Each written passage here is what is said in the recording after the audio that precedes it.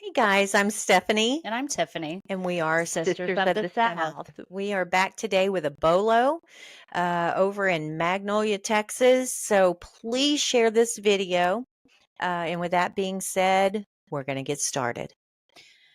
All right, guys. Danielle Sleeper was last seen at her home in Magnolia, Texas on March 22nd, 2015. Danielle attended a barbecue off Bowler Road near FM 1488 on the evening of March 21st, 2015. Friends stated that in the early morning hours of March 22nd, 2015, and after an argument with her husband, Austin, Danielle, their 3-year-old son, and Austin left together in her husband's white 1996 Ford F-350 pickup truck. Danielle's husband stated they arrived at their home on Turtle Dove Lane in Magnolia, Texas, and went to sleep.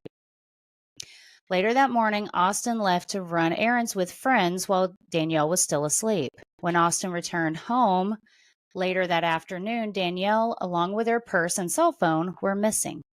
Due to Danielle having left her vehicle at the barbecue the night before, it is unknown how or with whom she left. Danielle has never been seen or heard from again. Danielle had been missing for more than a day when her sister Tana got word something was wrong.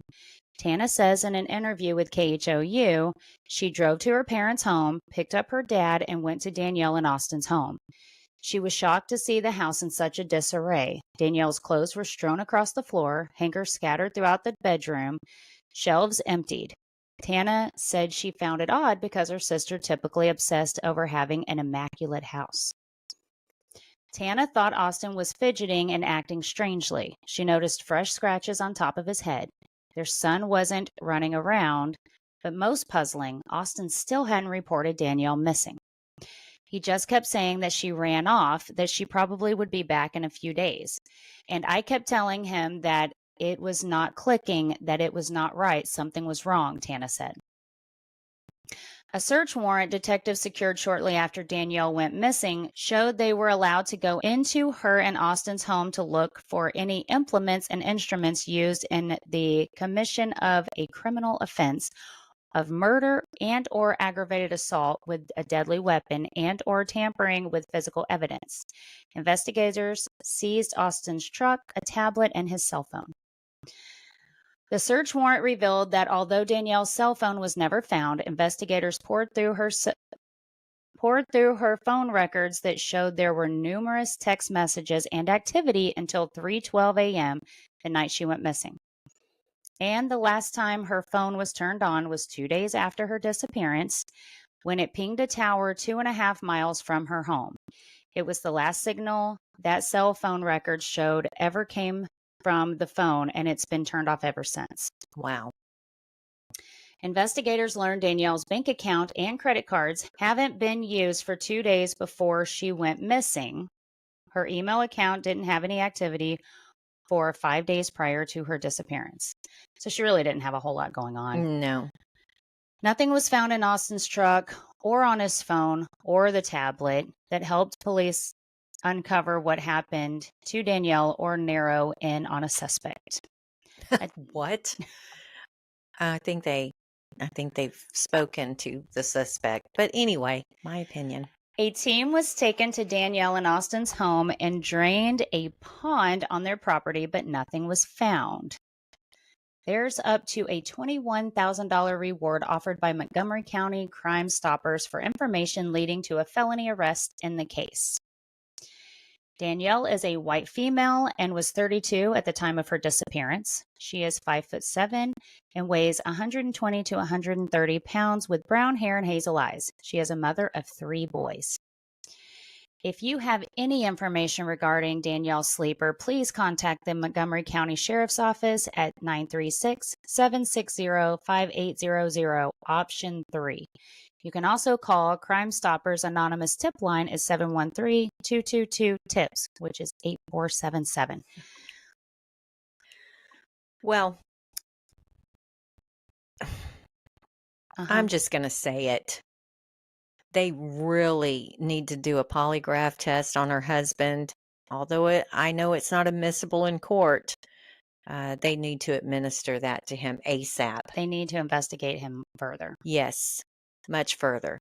And I don't know, but what man do you know runs errands with friends? What kind of damn errands is this man running? Well, I know mine doesn't. I mean, no. First of all, most men don't Maybe. run errands, okay? But then with friends, I mean, that sounds like some shit women do. I mean, that's what we do. Maybe his errands included like golf or. That's not an errand. Well, I mean, he's I trying to know, make it sound good. but maybe. that's, to me, that is such an off-stated comment that it's suspicious in itself to me. Yeah.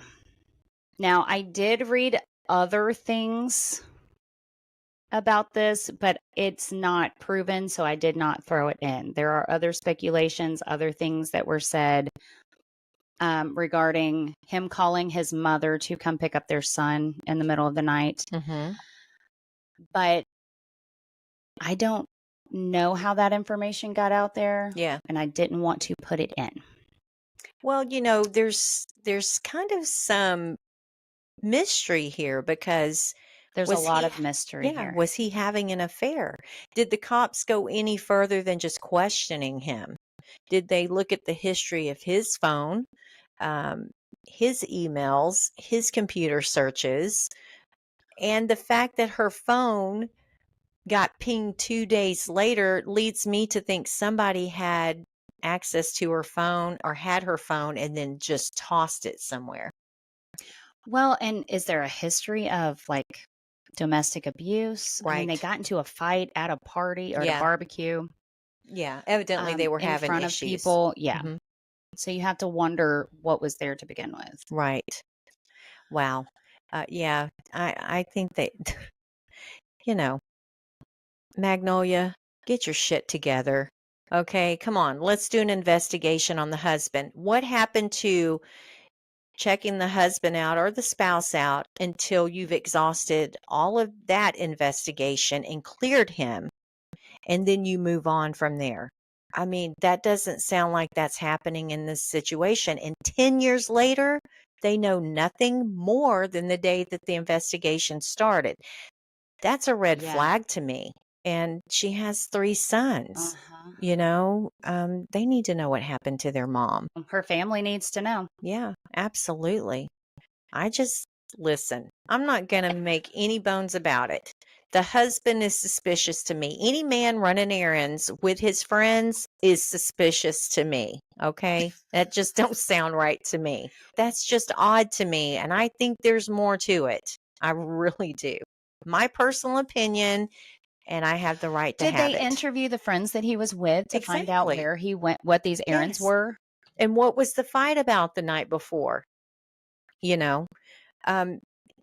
To me, and I'm just going to say it, running errands with friends the following day sounds like to me they were off taking care of Danielle's body.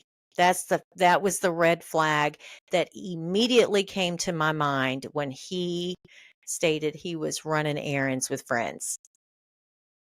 You know what I mean? Because you're going to need I agree. help under those circumstances.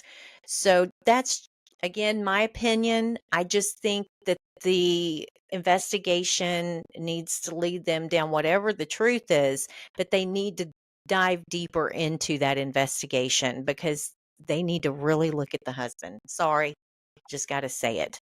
And if he didn't do it, fine. Let them investigate till they resolve all of that and then move on to the next possibility.